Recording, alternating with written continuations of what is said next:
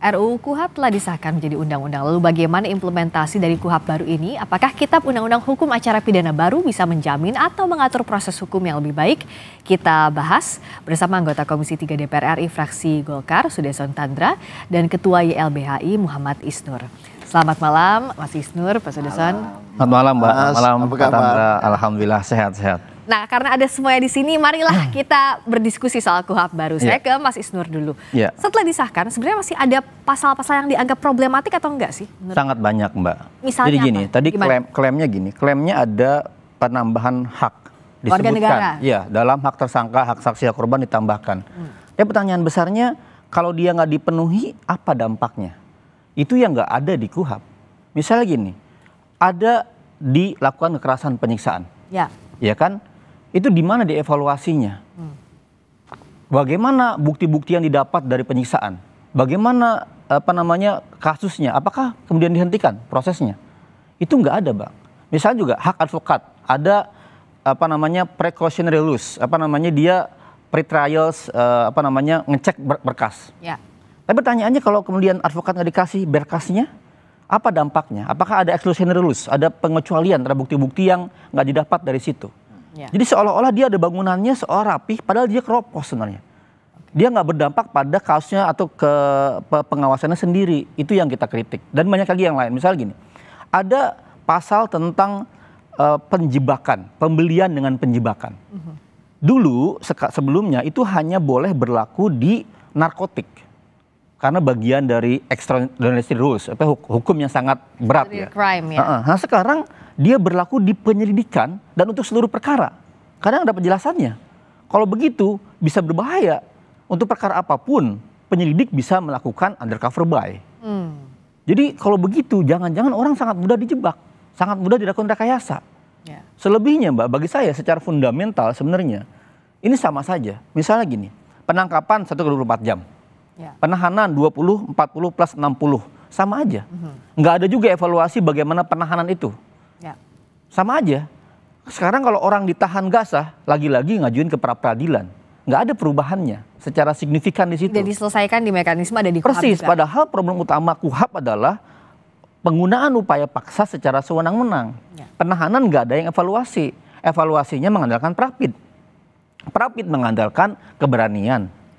Dari masing-masing tersangka. Nah kan ini kan susah dilaksanakannya. Kita bahas dulu soal tadi beberapa poin yang dianggap Mas Isnur masih mengganjal dan dia. Satu lagi Mbak. Ini ketika berlaku 2 Januari itu bagi saya sangat repot dan membahayakan. Terlalu cepat waktunya. Pertama gini, di KUHP itu sangat banyak penjelasan pasal-pasal yang harus ada pengaturan PP-nya. Sangat banyak, hampir lebih dari 15 poin PP itu diperlukan. Sedangkan sekarang belum ada PP-nya. Bagaimana pemberlakuan pasal yang nggak ada penjelasannya, nggak ada PP-nya? Harusnya ada masa pembuatan dulu PP. PP-nya selesaikan dulu, baru berlaku. Sederhananya masa transisi begitu ya sebelum. Yang kedua masa transisi, penyiapan dulu kepolisiannya, sosialisasi, pelatihan, pendidikan, pembuatan modul dan turunan-turunannya ini kan nggak ada. Jadi ini akan saya membayangkan ya akan tercipta kekacauan di Januari besok. Gimana Pak Sudesson? Ya, terima kasih ya, itu pendapat beliau ya kita terimalah. Dalam negara demokrasi kan perbedaan pendapat itu hal yang biasa. Dan kami terima kasih ya karena beliau juga sebagai warga negara, sebagai orang yang berproses di bidang pembelaan tentu mempunyai pandangan seperti itu. Tapi begini, kalau saya secara pribadi melihat begini. Kita kalau melihat undang-undang itu kita harus melihat dalam suatu keseluruhannya. Kita nggak bisa melihat masalah KUHP terpisah dari KUHP atau terpisah dari undang-undang kepolisian dan sebagainya. Misalnya ambil contoh tadi mengenai penahanan, gitu kan? Nah, penahanan itu di dalam undang-undang acara, ya itu berlaku seperti itu. Artinya membatasi waktu penahanan. 20 hari dapat diperpanjang, itu selalu begitu kan? Nah, tetapi kita harus melihat KUHP ini di dalam porsi yang jauh lebih besar. Ya kan? Misalnya kita bicara mengenai adanya unsur transparansi di dalam KUHP. Yang kedua, kita harus melihat bahwa KUHP ini untuk menjawab ya pidana yang awalnya retributif yang bersifat untuk menghukum, kita sekarang berubah menjadi pidana yang bersifat restoratif.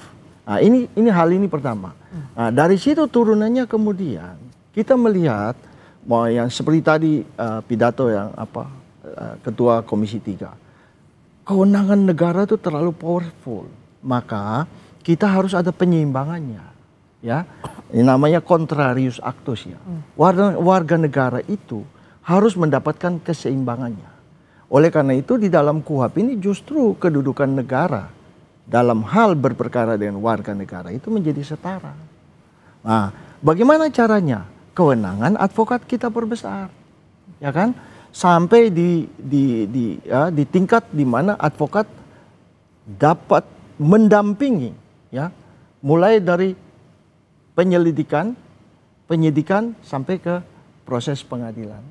Yang tadi saya agak mengkritik sedikit apa yang diinformasikan, bahwa penyelidikan itu bukan masuk upaya paksa, sehingga tidak bisa orang ditangkap di dalam penyelidikan. Di dalam KUHP sudah jelas diatur, gitu, ya.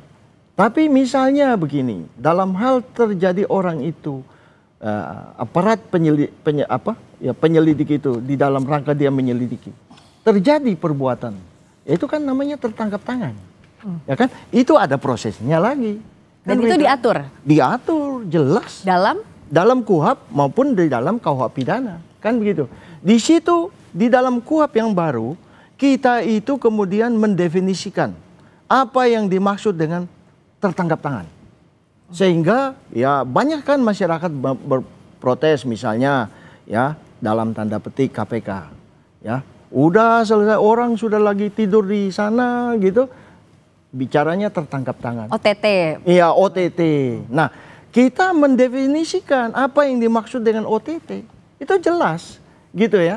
Nah, misalnya dari KPK protes kepada kami waktu menyusun itu. Saksi dicekal. Padahal saksi itu kan tidak dapat, dia sebagai warga negara Indonesia. Dia wajib mendapatkan perlindungan dari negara.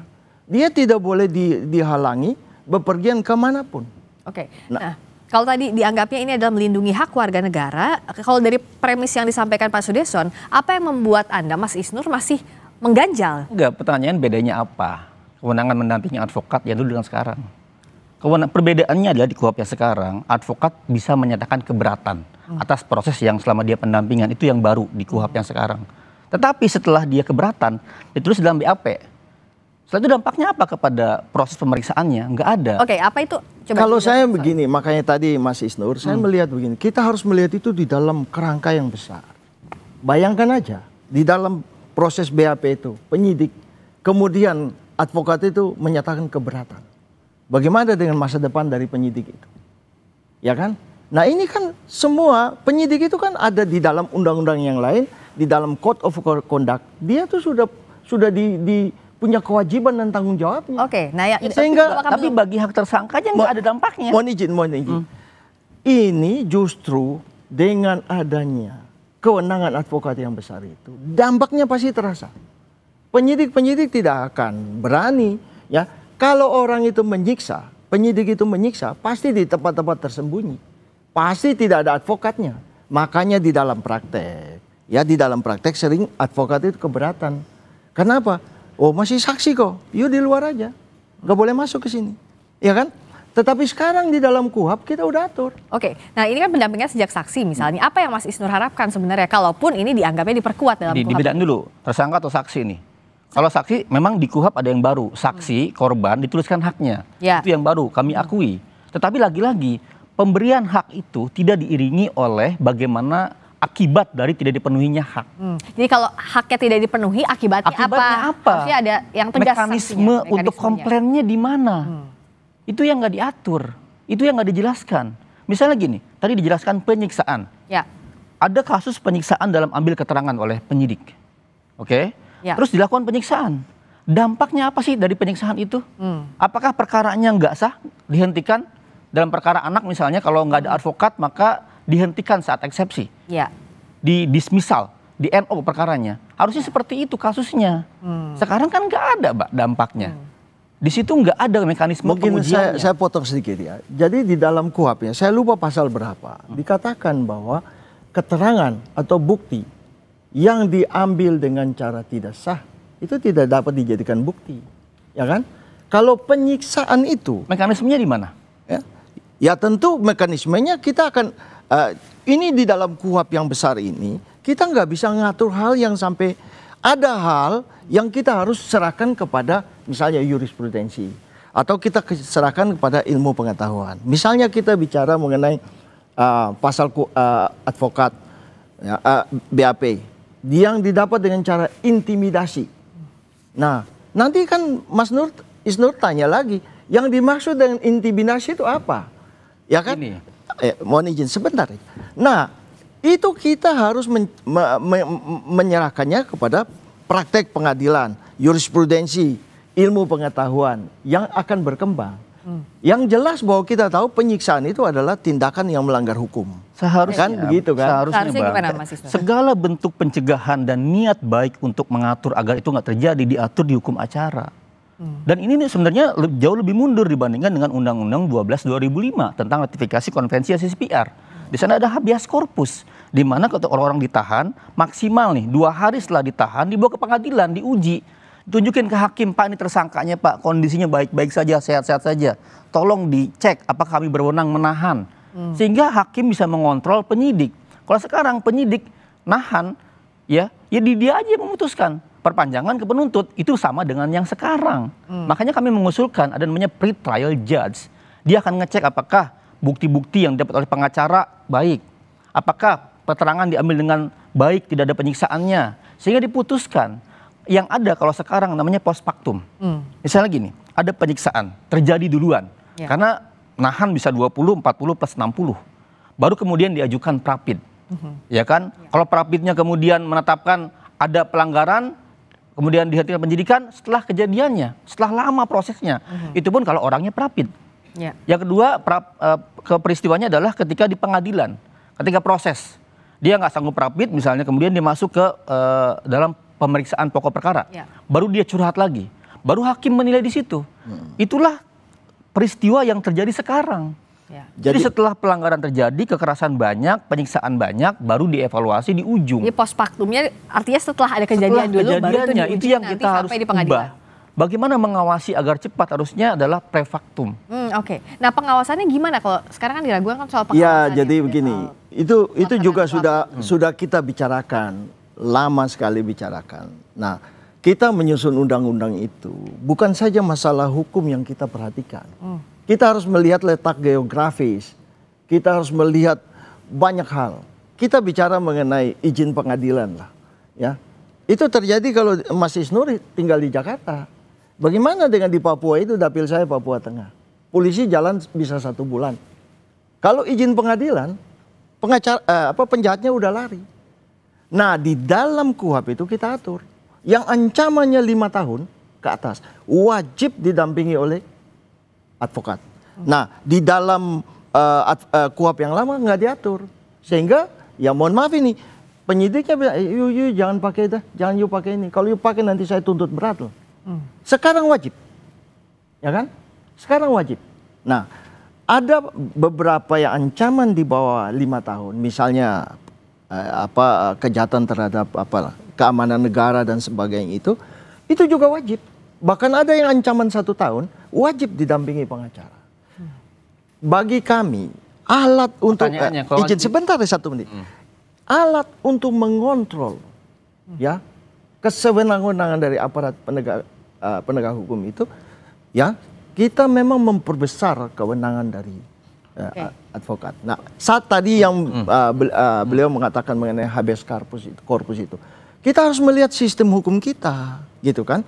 Nah, kalau kita menggunakan, misalnya kita mundur sedikit ke belakang, HR misalnya, ya kan? Polisi itu namanya HULP magistrat, jaksa magistrat, ya. HULP magistrat itu apa? Terjemahan secara bebas saja, pembantu jaksa. Oke. Nah, tetapi mulai dari kita belum merdeka sampai kita merdeka, konflik kewenangan tetap ada. Oke. Nah, Mas Isnur Iya. Jadi saya ingin bilang, kita sudah punya Undang-Undang 598 tentang anti penyiksaan. Di sana dijelaskan kalau ada orang penyiksaan maka berkasnya nggak sah dibalikin. Sekarang orang nggak didampingi oleh advokat. Pertanyaannya dampaknya apa bagi perkara? Di Undang-Undang SPPA, Mbak, perkara anak, kalau nggak didampingi oleh advokat anak itu, maka perkaranya di NO. Ya. Di KUHP ada nggak pernyataan seperti itu? Perkaranya di NO? Nggak ada.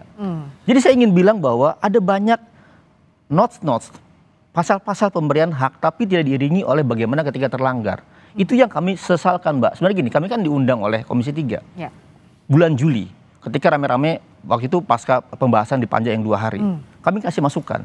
Kami nagih setelah Juli itu mana draftnya.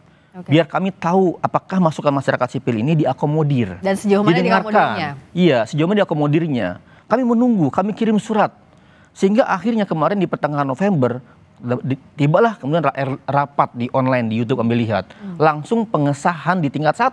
Rapat panja, laporan ada, langsung tingkat 1 pengesahan.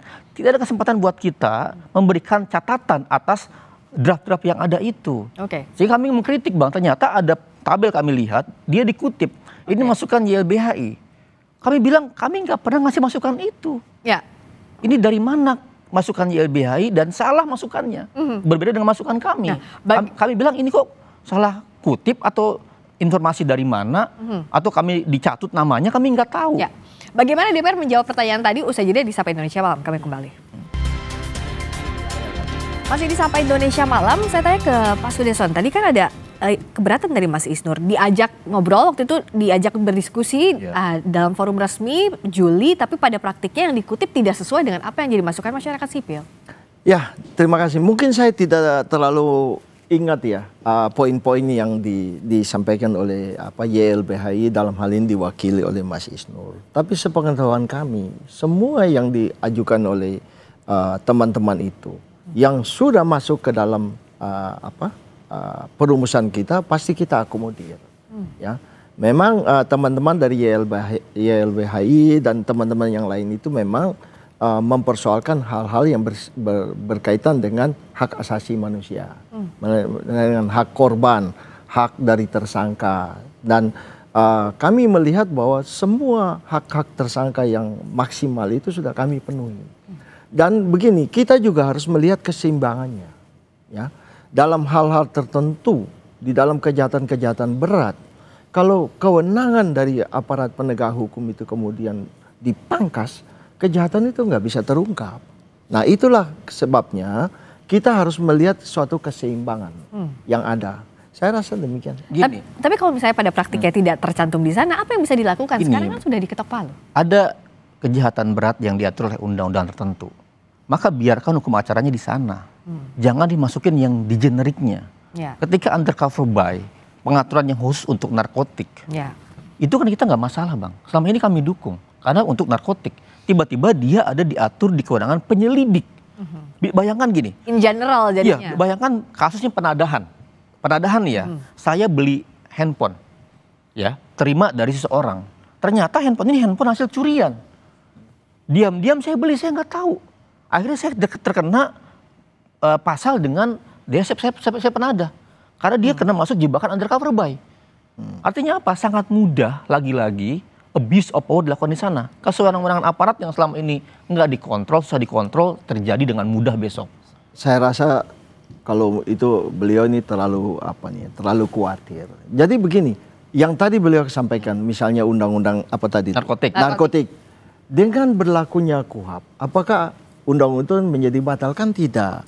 Kita ini sekarang sudah sepakat bahwa KUHP kita ini, ya, kita mau mengadakan satu kodifikasi, ya kan? Bukan berarti bahwa apa yang ada di situ menjadi tidak berlaku. Kita bicara mengenai KPK. Bukan berarti bahwa KPK kemudian undang-undang berlaku, kewenangannya dia menjadi terbatas, tidak. Ya, harusnya kalau begitu, Bang, di KUHP-nya dijelaskan undercover buy, ya, untuk kasus narkotik. Lex spesialisnya yang khususnya disebutkan di penjelasan itu di bagian. Jadi begini, ada hal-hal tertentu yang akan dijelaskan di dalam peraturan pemerintah. Itu sudah di dalam aturan peralihan. Yang kedua, tadi dibicarakan mengenai KUHP yang akan segera berlaku 2 Januari. Kan pemerintah itu menjadi kewajiban dari pemerintah untuk segera sedapat mungkin mengeluarkan peraturan pemerintahnya supaya ini bisa dapat berlaku. Belum ada. Saya yakin dalam waktu dekat pasti akan keluar. Karena undang-undang ini sudah harus berlaku dan berjalan. Nah itu dia. Nggak boleh terjadi kekosongan hukum. Waktunya cukup atau Di enggak? kasus KUHP sendiri nih, ini harusnya jadi pembelajaran buat DPR sama pemerintah. Kami waktu itu teriak-teriak, 2019 kami teriak-teriak, ada banyak masalah. Kata pemerintah dan DPR nggak ada, mau disahkan tingkat 1. Tapi Jokowi menjelang tingkat 2 di cancel. Akhirnya dalam proses menuju 2022-2023 ditemukan banyak pasal, diperbaiki akhirnya. Disahkan 2003 kami masih kritik, masih banyak masalah Pak, sabar dulu Pak. Akhirnya apa sekarang? Sekarang sedang disusun RUU penyesuaian pidana. Perbaikan pasal-pasal KUHP. Jadi KUHP belum berlaku aja. Udah ada penyesuaiannya. Ada pengakuan akan kesalahan di undang-undang yang lama dengan bikin draft undang-undang baru penyesuaian pidana. Di KUHP ini kejadiannya sama. Ketidaksabaran untuk berproses dan memaksimalkan draft yang ada menimbulkan banyak bolong, malah menimbulkan potensi-potensi yang lebih berbahaya. Ya. Dan kami tuh punya prediksi, ini sama nih kayak KUHP nih. Biasanya juga nggak lama lagi diakui bolong-bolong kesalahannya. Tapi harusnya buat undang-undang nggak begitu. Nggak tergesa-gesa, nggak ceroboh, pelan-pelan gitu loh. Dan apakah Januari kalau nggak ada KUHP baru itu nggak berlaku? Ya enggak juga. Harusnya ketika ada KUHP memandatkan beberapa kebutuhan. Misalnya adalah soal sanksi sosial. Ya, soal kejahatan korporasi. Maka KUHP yang diperbaiki fokusnya, makanya kawan kami menyarankan sebaiknya KUHP yang dibuat sekarang adalah menjawab kebutuhan KUHP. Apa itu? 2 hal saja, sanksi sosial dan korporasi. Jangan semuanya pengen dibahas tapi malah banyak bolong-bolongnya dan malah membuat makin bahaya. Apakah ini jadi tergesa justru memunculkan potensi bahaya tanda kutip pada pelaksanaannya? Menurut kami juga tidak. Jadi yang tadi dikatakan oleh Mas Isnur itu memang betul. Kami sedang lagi membahas mengenai penyesuaian tadi. Tapi kan itu hanya minor, bukan hal-hal yang itu bisa mengenai dulu karena KUHP yang lama itu mengenai apa? Denda itu tidak diatur secara terperinci. Nah sekarang kan sudah kemudian diatur misalnya denda kategori 1, kategori 2, kategori 3. Hanya itu, tidak sesuatu yang yang substansial ya. Yang itu aja, tidak sampai cenderung untuk merampas hak warga negara atau cenderung untuk otoriter, tidak ada. Nah, di dalam KUHP kita ini, kalau saya sebagai manusia harus mengatakan bahwa kita kan manusia, pasti ada kelemahannya kan. Tetapi kita sudah semaksimal mungkin mengatur ini, sehingga ini kita berharap ini dapat menjawab persoalan-persoalan. Nah, KUHP kita ini kan pada prinsipnya adalah untuk membatasi kewenangan aparat penegak hukum untuk mencegah tindakan kesewenang-wenangan. Maka tadi di awal saya katakan, di unsur KUHP ini ada 2 hal. Satu, transparansi. Kita membutuhkan transparansi. Dan yang kedua, perlindungan kepada hak asasi manusia. Nah, dari situ kita turunkan semua. Jadi kalau dikatakan bahwa KUHP ini sebenarnya lebih jelek dari KUHP lama, ya menurut Mas saja, bagaimana dulu Mas sebagai seorang pemberi bantuan hukum dan advokat. Nah ini 2 hal di dalam KUHP kita sudah mendefinisikan pemberi bantuan hukum dan advokat. Jangan Mas sekarang dulu aja ke KPK misalnya. Ya saya sempat tanya kan, setuju nggak kalau saksi kemudian dicekal? Setuju nggak kemudian, kan Mas waktu itu menjawab tidak setuju. Nah itu saja kan sudah ada suatu perbedaan besar. Bahkan di dalam proses penyelidikan wajib didampingi oleh advokat. Nah kalau sekarang ini harus berlaku 2 Januari. Mas Isnur, apa yang jadi kekhawatirannya? Itu nggak logis banget, Mbak. Dari undang-undang tuh harus ada masa transisinya. Masa pembuatan PP-nya dulu. PP-nya berapa lama dibutuhkan? KUHP 3 tahun aja belum jadi nih PP-PP-nya semua. Mau berlaku Januari, sampai sekarang belum jadi. Yang kedua, masa persiapannya, sosialisasi kepada kepolisiannya, kepada penuntutnya, kepada Mahkamah Agung. Dan di berbagai tingkat begitu ya? Iya dong, agar dia siap dulu. Ini apa pemahamannya? Jangankan anggota polisi, anggota DPR saja mungkin antar mereka bisa berdebat. Belum lagi ahli-ahlinya, para pengajar-pengajarnya belum memahami draft ini. Ini baru diupload, Mbak, pagi hari menjelang pengesahan. Kami baru tahu draft ini seperti ini. Kami nggak sempat lagi kasih masukan sehingga minta penundaan dan lain-lain gitu. Jadi ini sangat tidak logis dan berbahaya ketika ada banyak pasal-pasal multitafsir ditafsirkan berbeda oleh kepolisian. Ya. Misalnya gini, tadi yang saya bilang, pembelian terselubung. Karena sudah ada kewenangannya di sini. Sebagai penyelidik saya, sebagai penyelidik misalnya, sini ada nih kewenangan pembelian terselubung. Saya datang aja ke Jatinegara, datang ke pasar Klender, ya kan? Ada pembeli ini ya kan, barangnya tahu saya ini barang hasil curian nih. Langsung saya grab aja di situ beli tangkap. Karena penafsiran hukumnya pun penafsiran berbeda. hukumnya bisa berbahaya karena nggak ada PP dan lain-lainnya. Terus yang berikutnya gini, kenapa saya bilang berbahaya Bang? Penyitaan, penggeledahan, pemblokiran itu ada kewajiban hakim. Ya. Tetapi dibuka klausul dengan dalam keadaan mendesak, nggak perlu izin hakim. Tapi ada pasal yang berbahaya, ayatnya gini bunyi Mbak, dengan penilaian penyidik. Jadi situasi mendesak itu diserahkan terserah penyidik. Subjektif artinya. Subjektif. Artinya apa? Kapanpun kita bisa diblokir, bisa disita, Kalau dianggap bisa mendesak berdasarkan subjektivitas dengan dari asumsi penyidik. subjektif dari penyidik. Itu Itu berbahaya. Apa antisipasinya jika ini terjadi di lapangan dan apa tindakan preventif? Kan dan itu kan evaluasinya? masuk ke dalam upaya paksa dan itu dapat di-challenge, ya kan? Jadi kalau kita bicara mengenai kewenangan itu, kan ada diskresi-diskresi yang nggak mungkin kita atur, ya kan? Misalnya nih kita bicara mengenai ada seseorang yang lewat begitu, dia berpakaian necis dan sebagainya. Apakah dia orang baik atau penjahat kan kita nggak tahu. Apakah polisi harus pergi ke sana dulu, bikin surat penangkapan? Nggak bisa. Itu di dalam satu naluri polisi itu dia dengan sendirinya dia akan melihat, oh ini kelihatannya mau melakukan kejahatan, diikutilah dia, nangkep. Nah namanya tertangkap tangan, ya kan? Jadi persoalan-persoalan yang diskresional itu nggak bisa kita atur. Misalnya tadi Mas Isnur mengatakan, bagaimana caranya itu? Kalau kita memblokir itu dalam kecepatan perbankan misalnya, 1 detik uang sudah hilang keluar. Kejahatan-kejahatan judi online dan sebagainya. Apakah kita harus menunggu untuk meminta izin ke pengadilan? Tetapi di dalam semuanya ini sebenarnya, ya, apakah itu aparat penyidik dan sebagainya, dibutuhkan ada code of conduct mereka yang nggak bisa kita atur semua di dalam KUHP, ya kan? Mereka juga, saya yakin institusi kepolisian, kejaksaan, pengadilan, KPK, semua mau agar prestasi mereka, kerja mereka semua diberikan apresiasi oleh kita semua kan. Oleh karena itu mereka wajib melakukan sesuatu yang baik. Oke, karena ini kan berlaku 2 Januari, apa sebenarnya kalau dari YLBHI yang sebenarnya masih diharapkan bisa dilakukan begitu sebelum penerapan KUHP yang baru? Saya sih meminta Pak Prabowo ya melakukan, kalau ini disahkan ya, pertama nggak tanda tangan dulu. Karena berlaku secara otomatis Perpu deh.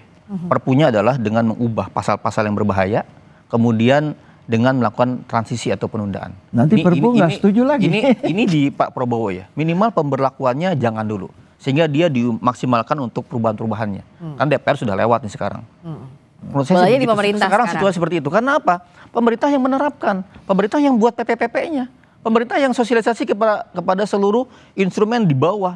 Penyidik ini kan ribuan Mbak kasusnya. Dan banyak sekali penyidik yang menurut saya banyak yang baik tapi juga banyak yang nakal. Dia akan gunakan kewenangan-kewenangan ini dengan intensi yang tidak baik atau malicious investigation gitu. Penuntut misalnya. Kan sekarang aja Mbak, udah terbuka seperti ini, banyak yang berani neko-neko. DPR nih marah-marah terus. Sama institusi di Komisi 3 kan marah-marah terus, evaluasi terus. Tapi evaluasi tidak menyelesaikan akar masalahnya. Kalau sekarang begitu mungkin. Solusinya adalah Pak Prabowo keluarkan Perpu ya, penundaan pemberlakuan. Bola sekarang di pemerintah, apakah instrumen dan sosialisasinya akan bisa berlangsung dengan baik karena waktunya pendek sampai 2 Januari. Terima kasih Mas Isnur, terima kasih Pak Sudirman sudah hadir. Terima kasih. Selamat malam.